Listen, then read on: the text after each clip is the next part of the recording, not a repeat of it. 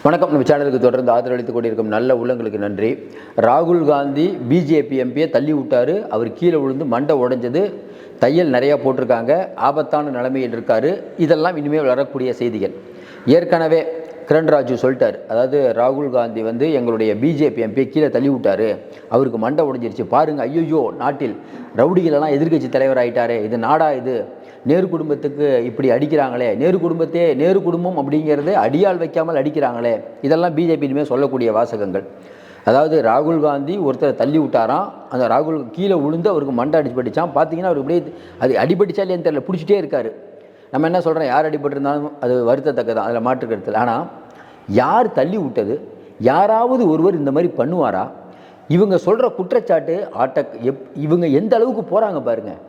இன்னும் குறிப்பாக சொன்னால், நாடாளுமன்றத்தில் அமித்ஷா பேசுகிறத A1 தொழில்நுட்பத்தின் மூலமாக மாற்றிக்கிட்டாங்கன்னு சொன்ன இவங்ககிட்டலாம் நியாய தர்மத்தை என்ன எதிர்பார்க்கலாம்? இவங்க ரொம்ப மோசமான ஆளுங்க, ரொம்ப ஆபத்தானவங்க, ரொம்ப ஆபத்தானவங்க. இவங்க பண்ணுற வேலையெல்லாம் பார்த்தீங்கன்னா, இந்தியா இப்படிலாம் ஒருத்தரெல்லாம் பிரதமராக இருக்கும்போது ரொம்ப வருத்தமாக இருக்குதுங்க. உண்மையிலே இதெல்லாம் ரொம்ப வயசு மோடிக்கு இருக்கிறதுனால மோடி அமித்ஷா பற்றி நம்ம ரொம்ப அந்த வயதுக்கான மரியாதை நம்ம கொடுக்குறோம். அந்த பிரதமர் உள்துறை அமைச்சருங்கிற மரியாதை கொடுக்குறோம். ஆனால் மரியாதைக்கு தகுதியானவர்களாக நடந்துக்கிறாங்களா பாருங்கள். இது என்னங்க பேச்சு இது? ராகுல் காந்தி ஒருத்தர் கீழே விட்டு நீங்கள் கருத்தாக மோதாமல் ஒருத்தரை வன்முறையாளராக சித்தரிக்கிறீங்க பாருங்கள். இது வெளிநாட்டில் இருக்கக்கூடியவங்க பார்த்தா என்ன நினைப்பாங்க? உங்கள் மேலே தான் தப்பு சொல்லுவாங்க.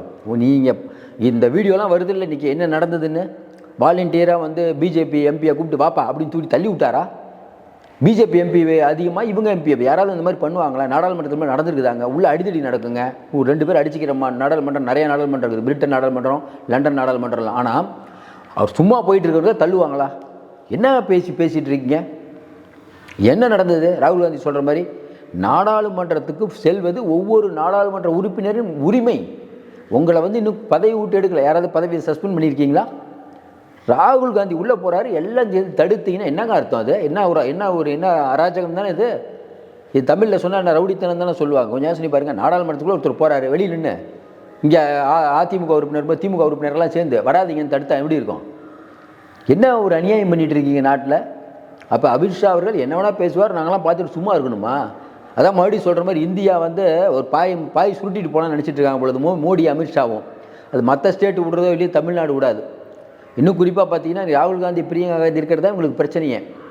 இன்றைக்கி காலையில் ஒரு போகிறாரு, இவ்வளோ குப்பலை போய் தடுத்தீங்க, அவர் நவருங்கிறாரு. அதாவது என்னென்னா, அந்த கிரண் ராஜு சொன்னதுக்கும் அந்த எம்பி சொல்கிறதுக்கும் முரண்பாடு. கிரண் ராஜு என்ன சொல்கிறாரு, நாடாளுமன்ற அமைச்சர், இல்லை ராகுல் காந்தி தான் பிடிச்சி தள்ளி விட்டார். அவர் சொல்லிட்டார், இல்லைங்க ஒரு எம்பி என் மேலே விழுந்தார், ராகுல் காந்தி ஒரு எம்பியை தள்ளி விட்டாராம், அந்த எம்பி இவர் மேலே விழுந்துட்டாராம். வீடியோ ஆதாரம்லாம் வெளியிடுவாங்க பாருங்கள், A1 தொழில்நுட்பத்தில் வீடியோ ஆதாரம். ஏன் இதை பண்ணுறாங்கன்னா ரொம்ப நல்லா தெளிவாக தெரிஞ்சுக்காங்க. எல்லாருக்கும் தெரிஞ்ச விஷயம் தான், நம்ம புதுசாக ஒன்றும் சொல்ல போகிறதில்ல. அமித்ஷா அவர்கள் நாடாளுமன்றத்தில் பேசினார்ல, பேசி மாட்டிக்கிட்டார்.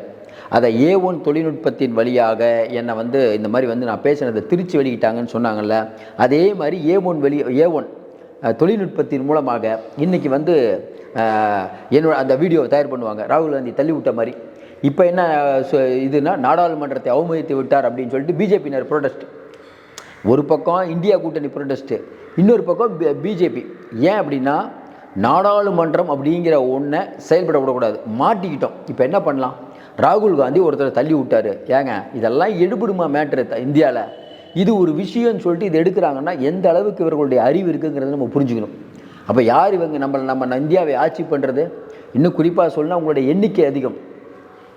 அமித்ஷா மன்னிப்பு கேட்கணும்னு ராகுல் காந்தி 2 நாளாக பேசிகிட்டு இருக்கும்போது ராகுல் காந்தி ஒருத்தர் தள்ளி விட்டாருன்னு சொல்கிறீங்க பாருங்கள். இதுதான் பிஜேபி பற்றி எல்லாருக்கும் தெரியும். இவங்க பண்ணாலேனா தான் அதிர்ச்சி. நல்ல வேலை மண்டையோடு விட்டாங்க. இப்போ நம்ம இந்திய மக்களுக்கு என்ன நினைப்பாங்கன்னா, நல்ல வேலைங்க மண்டையோடு விட்டாங்க. இல்லைன்னு வச்சுக்கோங்களேன், ராகுல் காந்தி நாடாளுமன்றத்தில் நுழையும் போது கேமரா இல்லாத இடமாக பார்த்து பிஜேபி எம்பிக்களை தாக்க தொடங்கினார். அந்த தாக்குதலில் பலர் படுகாயமடைந்தனர், பலர் ஐசியூவில் இருக்கிறார்கள். அவர் உயிருக்கு ஏதாவது என்றால் கொலைக்கேஸாக போயிடும், இப்படிலாம் சொல்லுவாங்க. இதெல்லாம் அவங்க சொல்லுவாங்க. ஏங்க இதெல்லாம் தெரிஞ்சுட்டு தாங்க ராகுல் காந்தி வந்திருக்காரு. ரொம்ப தெளிவாக இல்லைன்னா என்ன பண்ணுவாங்க? இன்றைக்கி நாடாளுமன்றத்தில் நடக்கிறது என்னங்கிறது எல்லாம் தெரியும். நாடாளுமன்றத்தில் எல்லாம் மேலே ஏறி நின்றுருக்காங்க. இன்றைக்கி நாடாளுமன்றம் ரணகலமானதுக்கு காரணம் என்ன? இந்த அளவுக்கு ஒரு பிரச்சனையை முற்றியதுக்கு காரணம் என்ன? அமித்ஷாவுடைய அந்த ஆணவம், பிஜேபியுடைய ஆணவம். மன்னிப்புங்கிற ஒன்றை கேட்காம நீங்கள் ஏதோ பண்ணிகிட்டு இருக்காங்க. ஆனால் எதுவுமே சரியில்லாமல் இவங்க மாட்ட போகிறாங்க. தொடர்ந்து நம்ம சொல்கிற மாதிரி இன்றைக்கி இருக்கக்கூடிய சூழ்நிலையில் நிதி அமைச்சகம் கையாளாகத்தனத்தை நிறையா மறைக்க பார்க்கிறது. உள்துறை அமைச்சகம் நிறைய இடங்களில் டெல்லியில் குண்டு ஒரு மர்ம பொருள் இருந்துச்சு, இது வரைக்கும் கண்டுபிடிச்சிங்களா? நாடாளுமன்றத்துக்குள்ளே வண்ணத்தை பொடி தூவுனாங்களே, இது வரைக்கும் கண்டுபிடிச்சிங்களா? ராஜ்யசபாக்குள்ளே அபிஷேக் சிங் இருக்கை கீழே பணம் இருந்ததுன்னு தன்கர் சொன்னாரே, கண்டுபிடிச்சிங்களா? எதுவுமே நீங்கள் கண்டுபிடிக்கல. அது குறிப்பாக பார்த்தீங்கன்னா இந்த மண்டை உடைஞ்சதை பார்த்தபோது எல்லாருக்கும் ஐயோ மண்டை உடைஞ்சிருச்சா, என்னங்க இப்படி ஆகி போச்சு. இது எல்லாம் அடுத்தவர்களை திசை திருப்புவதற்கான விஷயம். அம்பேத்கரை பற்றி பேசிகிட்டு இருக்கும்போது எதுக்கு இந்த கதை? நாடாளுமன்றம் என்பது போய் உரிமைகளை பேசுவதற்கு. அந்த உரிமைகளை மறுத்து இவர்கள் இன்றைக்கி ஒட்டுமொத்த மீடியாவும் வட இந்திய மீடியா ஃபுல்லாக அந்த அடிப்பட்டத்தை காட்டுறாங்க. ராகுல் காந்தியை ஒரு வன்முறையாளராக சித்தரித்தால் இந்திய மக்கள் ஏற்றுக்க மாட்டாங்க, பிஜேபியினரே ஏற்றுக்க மாட்டாங்க, இந்துத்துவாதியை ஏற்றுக்க மாட்டாங்க. ஏங்க அவர் போய் என்னங்க பண்ணுவாருன்னு சொல்லுவாங்க. இது எப்படி உலக நாடுகள் பார்க்கும்? ஆனால் உலக நாடுகளே பார்த்தாலும் பரவாயில்ல, நாங்கள் எங்கள் அராஜகத்தை செய்வோம் அப்படிங்கிறது தான் பிஜேபியோட எண்ணம். தொடர்ந்து நம்ம சொல்கிறோம், இவங்க மாட்டிக்கிட்டாங்க. இதை வைத்து இவங்க இந்த உடஞ்சி போன மண்டையெல்லாம் காட்டி எல்லாம் ஒன்றும் பண்ண முடியாது. எல்லாவற்றையும் தாண்டி இன்றைக்கி இருக்கக்கூடிய சூழ்நிலையில் நாடு ஒரு ஆபத்தான நிலைமையில் இருக்கிறது. அதற்கு காரணம் பிஜேபியின் சனாதன சக்திகள். இவர்கள் எந்த எல்லைக்கும் போவார்கள். இவருடைய அடுத்த நோக்கம் என்னென்னா ஒரே நாடு ஒரே தேர்தலாம் இல்லை, இந்த நாடாளுமன்றத்தை முடக்குவது. ஏனென்றால் மைய பிரச்சனையான அதானி மேட்டரை மறைஞ்சு போச்சா? ஒரே நாடு ஒரே தேர்தல் கொண்டு வந்தாங்க, சண்டையாச்சு, அமித்ஷா பிரச்சனையாச்சு, எல்லாத்தையும் விட்டுட்டு இப்போ அதானியை சேஃப் பண்ணிட்டாங்க. அதானி பாட்டுக்கு ஒரு பக்கம் கொள்ள லாபம் அடிச்சிட்டு இருக்காரு, பிஜேபிக்கு தந்துட்டுருக்காரு. இந்த பக்கம் பார்த்தீங்கன்னா விவசாயிகள் டிராக்டர் போராட்டம் நடத்துகிறாங்க. அது யாருக்கு என்னங்க கவலை? டிராக்டர் போராட்டம் நடத்து, நீ ரயில் போராட்டம் கூட நடத்து, நமக்கு என்ன கவலை? நம்ம ஜாலியாக இருக்கணும், எவன் நாசமாக போனால் நமக்கு என்ன, நம்ம நல்லா இருக்கணும். அது ஒன்று தான் பிஜேபியோட எண்ணம். இந்த விஷயத்தை பொறுத்த வரைக்கும் இந்தியா முழுக்க இன்றைக்கி போராட்டம். காங்கிரஸ், விடுதலை சிறுத்தைகள், திமுக சூப்பராக பண்ணிகிட்டு இருக்காங்க இந்தியா முழுக்க. இதில் நமக்கு என்னென்னா அதிமுக கோட்டை விட்டாங்க, அதிமுக முன்னாடி போயிருக்கணும். எடப்பாடி நேரம் அறிக்கை விட்டுருக்கணும். எடப்பாடி மறுபடியும் நம்ம சொல்கிறோம், எடப்பாடி பிஜேபி திட்டாத வரை தமிழ்நாட்டில் ஓட்டே கிடைக்காது. விஜய் அறிக்கையோடு விட்டுருக்காரு. அறிக்கை மட்டும் இல்லாமல் அவங்களும் போராட்டம் பண்ணியிருக்கணும். தமிழ்நாடு ஃபுல்லாக போராட்டம் பண்ணுங்க, இல்லை மாபெரும் கண்டனம் தெரிவிக்கிறோன்னு சொல்லுங்கள்.